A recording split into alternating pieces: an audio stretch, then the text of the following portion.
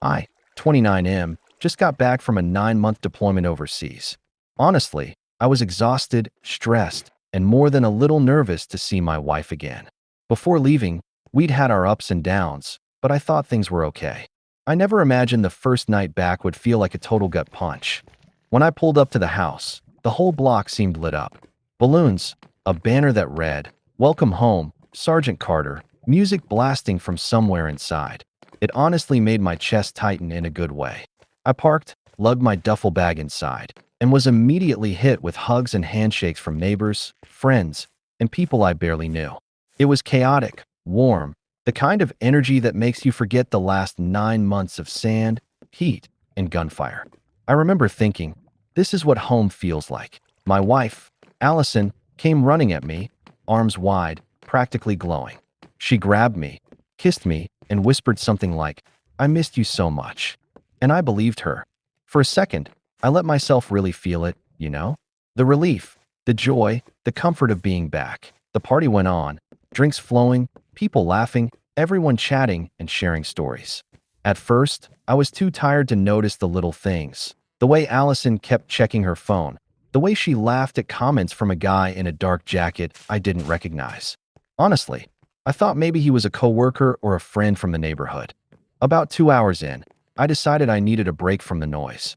I went upstairs to my room to hang my uniform. That's when I noticed it, a black leather jacket in my closet, draped over my chair. It wasn't mine. My stomach dropped, but I told myself it was probably one of the guests. People had been walking in and out of my room while saying hi. Then I saw something I can't unsee. I came back downstairs, and Allison was standing in the kitchen, chatting and laughing like nothing had changed. The guy with the jacket, the same one I'd barely noticed, was leaning against the counter. She reached over, slipped my house keys into his pocket, and smiled at him like I wasn't even in the room. I froze.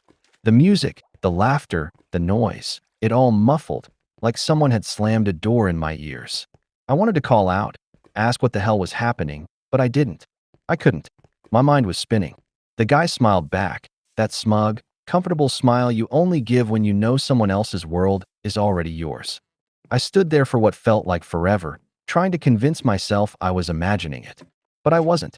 I realized, right then, that while I'd been risking my life overseas, someone else had been living in my house, sharing my space, maybe even sharing moments with my wife that I thought were mine. That night, I didn't sleep. I sat on the edge of the bed, uniform still hanging in the closet, staring at the ceiling, replaying everything I'd seen. The party ended hours ago, the neighbors gone, but the weight of what I'd witnessed stayed with me. It wasn't just betrayal. It was the quiet realization that my world, the home I thought I was returning to, had shifted in ways I couldn't undo. And I knew, deep down, that the confrontation I had been dreading was inevitable. I didn't say anything that night. I just sat there, staring at the ceiling like it might give me answers. My mind was racing, replaying every interaction at the party. Every laugh Allison shared with that guy, every glance she threw his way. It all hit me at once, and I felt like I was drowning. I kept thinking, how long has this been going on? How many nights have I spent halfway around the world? And this is what was happening in my house. Eventually, I got up, poured myself a glass of water, and walked back into the living room. It was a mess from the party. Empty cups, half-eaten snacks, confetti stuck to the carpet, but it felt like more than just a mess. It was evidence. Evidence that someone else had been here, walking around, touching my things, living my life while I was gone. I didn't know whether to vomit, scream, or just curl up on the couch and disappear. Allison came out of the bedroom eventually. She looked tired, like maybe she'd been crying, or maybe it was just a mask. I didn't say anything. She started talking, soft, casual, like she didn't know how to start. "Hey, welcome home," she said, voice barely above a whisper. I wanted to respond. I wanted to tell her I saw everything, but instead, I just nodded. I couldn't even meet her eyes. She sat next to me, and I could smell her perfume, her shampoo, all the things I used to associate with comfort and home. Now, it just made my stomach twist. She reached for my hand, but I pulled it away. That small movement was probably the first real statement I made all night. She froze, and I finally looked at her. "Who's he?" I asked, voice tight, controlled. Not yelling, not crying, just trying to keep some shred of composure. Allison hesitated. That hesitation was worse than any answer she could have given. Then, she said, "He's just someone from the neighborhood. He helped with the party setup." I laughed, dry, bitter, a sound I didn't even recognize as mine. "The guy you're slipping my keys to?" My voice cracked on the last word.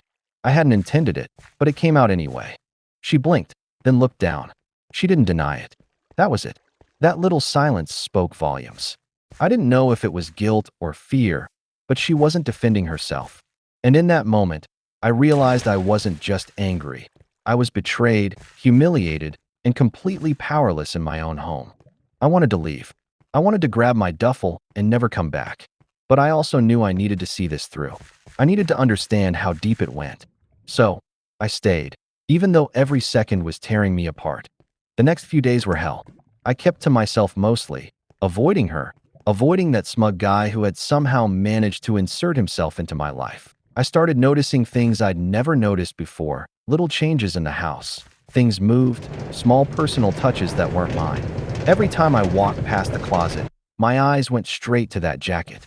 It was like a physical representation of the intrusion, a constant reminder that someone else had been living my life. I started asking around discreetly, neighbors, friends, anyone who might know something.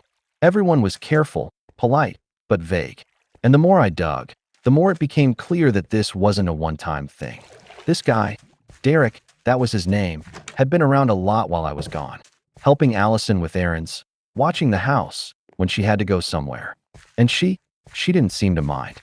It wasn't just infidelity anymore. It was the realization that my life had been co-opted, stolen in the smallest, quietest ways. The kind of betrayal that doesn't scream. It sneaks in while you're distracted, while you're away doing something meaningful, something honorable. And she had welcomed it. Welcomed him. Welcomed someone else into our life like I was a visitor in my own home. I tried to talk to her about it. Tried to frame it in a way that wouldn't make me look weak. But every time I brought it up, she deflected, blamed her loneliness, her stress, the fact that I was gone. And I get that. I really do. But it didn't excuse what I saw. Nothing could. One night, I couldn't sleep. I went back to the living room, sat on the couch, and just stared at the darkness. I kept thinking about the keys. That small, simple act of slipping my keys into his pocket. It wasn't just a symbol of betrayal. It was a declaration. A silent, smug proclamation that he belonged there and I didn't. And that's when the anger started to rise, slow, methodical, like a tide building under the surface. It wasn't about revenge yet. Not really. It was about understanding, about processing the fact that my entire sense of home had been violated. I kept thinking about all the little moments I'd missed overseas, the birthday she had pretended to celebrate, the night she had laughed with him while I slept under a different sky. And I hated myself for not seeing it sooner, for not sensing it even while I was away. By the end of that week, I realized something terrifying. This wasn't going to fix itself. Pretending like it didn't happen wasn't an option. She wasn't going to confess, not unless I pushed. And I had to decide, do I confront it head on, rip the bandage off and face the truth, or do I keep living like a ghost in my own house? I didn't have the answer yet, but I knew one thing for sure. The life I had left overseas, the life I fought for, the discipline, the structure, the sense of purpose. None of that mattered if my own home, the place I should feel safest, had been co-opted by someone else. And deep down, I think that's when I started planning. Not for revenge yet, not in the dramatic way people think, but for the confrontation, for the moment where truth would finally have to be acknowledged. The storm was just beginning. The days after that first week were a blur of quiet tension. I went to work like nothing had happened, but inside, I felt like I was unraveling. Every time I saw Allison, it was like walking through a minefield. She smiled at me, tried to hug me, tried to act normal, but I couldn't look at her without seeing that jacket, that smug look, the way she had handed him my keys like I didn't matter. I started paying attention to her routines, just quietly observing. I know it sounds obsessive, but I wasn't doing it out of jealousy alone. I had to understand how deep this went. And the more I watched, the more patterns I noticed. Phone calls she quickly ended when I walked into the room. Texts that disappeared before I could even glance at them. Times she'd run errands or meet friends that didn't add up. Every lie, every slip, started painting a picture I didn't want to admit. And then there was Derek. He didn't hide either. He'd come by at odd hours, linger too long in the living room, talk to her in that way that makes your stomach drop. The first time I saw him sitting on my couch, scrolling through my Netflix, laughing with her while I was in the kitchen, I froze. My hands curled into fists, and I realized that my own home had become foreign territory. I tried talking to her calmly once. I said, "Allison, I know something's going on. I saw the keys, I saw the jacket. I'm not stupid." Her reaction was predictable, defensive, tears that felt rehearsed, excuses about loneliness, stress, and the pressures of life while I was gone. I wanted to scream. I wanted to throw something, but I didn't. I walked out of the room and let her words fade behind me, because if I reacted the way I wanted to, I'd lose control, and that would only give her leverage. It got worse at night. I started noticing smells, touches, little things in the sheets. At first, I thought maybe I was imagining it, that I was just projecting paranoia from everything I'd gone through overseas. But then I found the small evidence: a lipstick stain on a glass I didn't drink from, a hair that wasn't hers, a drawer slightly ajar with things moved around. It wasn't just mental, it was real. Derek had been living here, and Allison had let him. I started sleeping on the couch, just to avoid looking at her in the bed that used to feel safe. I felt like a stranger in my own house, like I'd come home to someone else's life. I wasn't sure what hurt more, the infidelity itself, or the fact that she had the audacity to do it while I was away serving overseas. The betrayal wasn't just emotional, it was existential. My entire sense of home, my sense of security, had been stolen. Work became an escape, but even there, I was distracted. I replayed every interaction at the party, every glance Allison had given Derek, every subtle touch. I started jotting down things in my notebook, trying to map it out. Days, times, interactions, inconsistencies. It felt like detective work, but the truth was terrifying. I wasn't just looking for answers. I was bracing myself for the moment I'd have to confront them both. Then came the night that really broke me. I was up late, pacing the living room, trying to think of what to do next. That's when I heard voices in the kitchen, low, intimate, and unmistakably hers and his. I froze, heart pounding so hard I thought it would crack my ribs. I tiptoed closer, and through the sliver of the doorway, I saw them laughing, leaning into each other, Derek's hand resting on her waist in a way that made me want to throw up. I didn't say a word. I just stood there, absorbing the scene like a nightmare I couldn't wake up from. Every part of me screamed to storm in, to yell, to demand answers, but I didn't. I had to stay silent. I had to watch and remember. I had to see them as they really were, not the illusion Allison had been selling me for months. The next morning, I confronted her again, but this time I was different. Cold. Controlled. I said, "I know exactly what's been happening. I saw you two last night. I know everything." She froze, the casual lies gone, replaced by something rawer, fear, maybe even guilt. She stammered, tried to explain, but I cut her off. "Don't. Just don't. I don't want excuses. I don't want your stories. I just want the truth." And she finally spilled it. Months of deception, of meeting in secret while I was gone, of little moments she thought I'd never notice. She didn't cry like before. This time it was different. It was like the act of telling me was more about unburdening herself than repairing anything. And I realized something terrifying. She didn't care about fixing this. She didn't care about me. She only cared about what she wanted in the moment. I left the room. I couldn't process anymore. I spent the rest of the day in silence, barely speaking, barely eating. The betrayal wasn't something that could be patched up with apologies. The foundation of my marriage, the very home I fought to protect overseas, was crumbling. And every thought of what to do next, every plan, every idea, started forming in my head with a cold clarity I hadn't felt before. By the time night fell, I knew I couldn't just confront her in the usual way. I needed a strategy. I needed to see everything with my own eyes, to have undeniable proof. I needed to make sure that when the truth came out fully, there'd be no way she could hide. And most importantly, I needed to reclaim my life, my home, my dignity, my sense of self, before it was too late. The storm wasn't just brewing, it was already here. And I realized I was standing in the eye of it, forced to watch everything I loved unravel while I waited for the right moment to act. By the time the weekend rolled around, I knew I couldn't just sit around waiting for her to slip up. I needed to see everything for myself, to catch them in the act, to know the full extent of what had been happening while I was gone. I started watching her routines more closely, timing her errands, noticing the little things she didn't think mattered. Every time she left the house, I felt this mixture of dread and anticipation. It started with small moves. I checked my phone records quietly, comparing timestamps, calls, and messages. I didn't confront her yet. That was a trap I wasn't ready to fall into. I just wanted information, proof, something concrete. Every text that disappeared too quickly, every call she ended as soon as I came into the room, it all added up. The more I documented, the more I realized how carefully she'd covered her tracks. Months of planning, months of secrecy, while I was out there fighting for a country that had given me nothing but distance from my home. Then came the first real clue that hit harder than anything I'd imagined. A receipt left carelessly in the kitchen trash. A dinner for two at a restaurant I'd never been to, dated a week before I got back. And the name, Derek, right there on the tab. I couldn't breathe.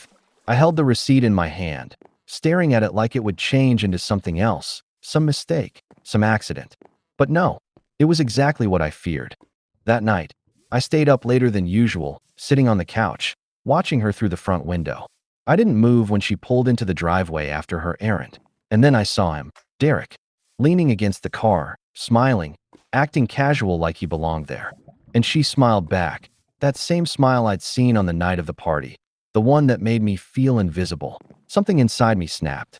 Not in a violent, impulsive way, but in a cold, calculated way. I wasn't going to yell. I wasn't going to fight. Not yet. I needed more than just fear and suspicion. I needed indisputable proof, and I needed it under my control. I started planning, carefully, meticulously. I adjusted the security cameras I'd installed before deployment, making sure every angle of the house, every doorway, every possible hiding spot was covered. I set up alerts for when doors opened, motion sensors in the living room. Every time she left the house, every time he came over, I could see it. And the more I watched, the more I realized the extent of their audacity. Derek wasn't hiding. He was brazen, walking around like he owned the place, touching my things, laughing with her in my own kitchen, completely oblivious, or maybe arrogant enough not to care, that I was watching. It was surreal, like living in someone else's nightmare. I would sit in the shadows, staring at the screens, feeling my heart hammering with every small movement. A laugh, a hand on her shoulder, the way she leaned in toward him. It was everything I had imagined, magnified by the betrayal of the space I had trusted. And yet, even as the anger and hurt swirled inside me, a strange clarity settled in. I couldn't let this ruin me. I couldn't let it control me. The breaking point came one night when I watched through the cameras as Derek opened the front door, walked in, and immediately reached for the liquor cabinet. Allison was sitting at the kitchen counter, laughing, leaning close to him in a way that made my chest tighten so much I thought it would burst. I recorded the footage, paused it frame by frame, and saved everything. This wasn't just about catching them. It was about reclaiming my agency, making sure that when the time came, I had undeniable proof. I spent the next few days acting normal, going to work, keeping my face calm while inside I was planning every step. I started thinking about the confrontation, about how it would go. I wasn't sure yet if I'd confront them both at once, or if I'd wait until she came home alone, when Derek wasn't around, when the situation was controlled. But I knew I wasn't going to let her slip away with excuses or lies. This was my life, my home, and I wouldn't let it be stolen any longer. One night, I sat down with my notebook and mapped it all out. Every entry, every errand, every text, every interaction I had recorded. It was like drawing a map of the betrayal, connecting the dots in a way that made my stomach churn. But it also made me feel a little stronger. For the first time since I'd returned, I felt a sense of purpose again. I wasn't just a victim. I was preparing. I was regaining control over a life that had been hijacked while I was gone. The final piece fell into place when I noticed something Derek didn't count on: complacency. He thought I was too tired, too emotionally drained to catch him in the act. He underestimated me. And that's when I realized I had the advantage. I could be calm, collected, and calculated. I could watch, wait, and make sure that when the moment came, the truth would hit harder than any argument or confrontation ever could. By the end of that week, I knew exactly how it was going to go down. I would confront them, yes, but on my terms, with proof, with control, and most importantly, I would make sure that the betrayal was undeniable, that there would be no way for Allison or Derek to rewrite history or claim ignorance. This wasn't about revenge yet. Not really. It was about reclaiming my life, my dignity, and the sense of security I had lost the night I came home from deployment and realized my home wasn't mine anymore. The storm wasn't just near, it was fully here, and I was ready to step into it, eyes wide open. I woke up that morning with a strange calmness. Months of tension, suspicion, and sleepless nights had boiled down to one thing: the confrontation. I knew exactly how it was going to go, and for the first time since coming home, I felt like I had the upper hand. I wasn't rushing in blind, fueled by anger. I had evidence, I had timing, and I had the clarity that only betrayal like this can give. Allison was in the kitchen when I came downstairs, pouring coffee, smiling like everything was normal. I didn't return the smile. Instead, I placed my phone on the counter with the security footage queued up. The look on her face when she noticed it was enough to make my stomach tighten, but not in fear. In anticipation. "Carter, what's that?" she asked, voice wavering. I didn't answer. I just pressed play. Frame by frame, the video showed Derek walking into my house, touching my things, leaning close to her, laughing with her in the way I had imagined countless times while overseas. The casual way he acted like he belonged, the way she leaned into him, whispered to him, smiled at him. Everything was there. Nothing could be denied. Her face went pale, and for the first time, the air between us shifted. Derek had been tipped off by some small movement or instinct, and he appeared in the doorway. The moment his eyes met mine, the smug confidence I'd hated for months faltered. There was a flash of fear, and it was beautiful in a cold, ironic way. "This is my house," I said quietly, deliberately, not yelling, not pleading, just stating the fact. My voice was calm, but the tension in the room made it cut like glass. Derek opened his mouth, probably to make some weak joke, to downplay it, but I held up my hand. Just don't say anything. You've already done enough." I turned back to Allison. "Explain it. Explain to me why my home, my life, my marriage, has been a playground for you and him while I was serving overseas." My voice cracked slightly, but it wasn't weakness. It was the raw weight of months of betrayal. Allison tried to start with excuses, something about loneliness, stress, about how I wasn't there. And I let her speak for a few seconds, then cut her off. "Stop. I don't want your excuses. I don't want to hear stories about your needs while I was gone risking my life. I want the truth. Every single detail." She faltered, tears streaming down her face, words stumbling over themselves.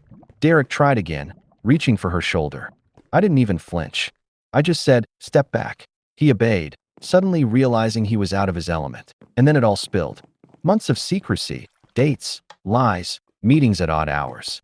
Allison couldn't stop herself, and Derek, realizing the walls had closed in, just sat there, silent.